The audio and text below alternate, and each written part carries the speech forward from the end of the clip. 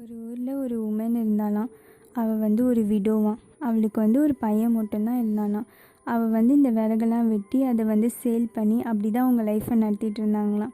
அந்த குட்டி பையன் அப்புறம் பெரிய பையன் ஆயிட்டானாம். ஸோ அவனுக்கு வந்து கல்யாணம் பண்ணி வைக்கலாம் அப்படின்னு சொல்லிட்டு இவள் டிசைட் பண்ணாலாம். பக்கத்து ஊரில் வந்து ஒரு விடோ உமன் இருந்தாலாம்.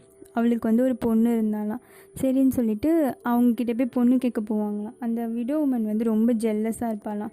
என் பொண்ணை கல்யாணம் பண்ணி தந்துட்டா அதுக்கப்புறம் நான் லோன்லி ஆகிடுவேன். ஸோ நானும் வந்து கல்யாணத்துக்கு அப்புறம் உங்கள் வீட்டுக்கே வந்துடுவேன் அப்படின்னு கண்டிஷன் சொன்னாலாம். இவள் ரொம்ப இன்னசென்ட்ன்றதுனால இவள் அக்செப்ட் பண்ணிக்கிட்டாலாம். அதுக்கப்புறம் அவங்க 2 பேருக்கும் கல்யாணம் ஆயிடுச்சான். அதுக்கப்புறம் அந்த பொண்ணு வந்து எப்போ பாரு அவங்க மாமியாரை ரொம்ப கொடுமைப்படுத்திக்கிட்டே இருக்குமா.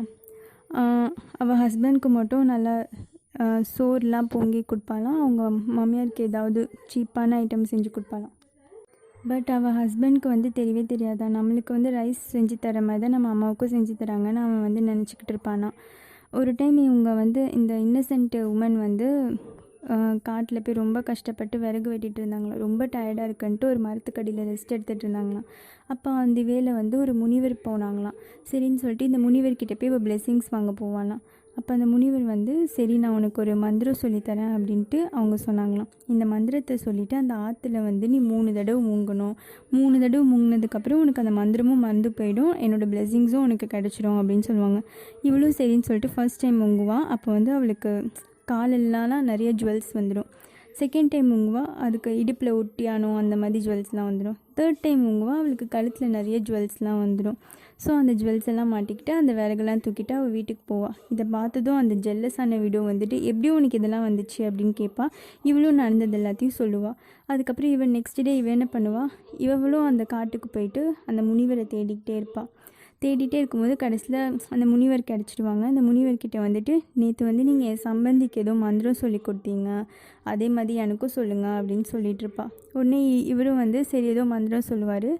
இவள் வந்து ஃபர்ஸ்ட் டைம் வந்து அந்த ஆற்றுல முங்குவா, கால் வரைக்கும் கழுதை மாதிரி ஆகிடுவா. செகண்ட் டைம் முங்கும்போது இடுப்பு வரைக்கும் கழுதையாக மாறிடுவா. தேர்ட் டைம் முங்கும்போது ஃபுல்லாகவே கழுதையாக மாறிடுவா.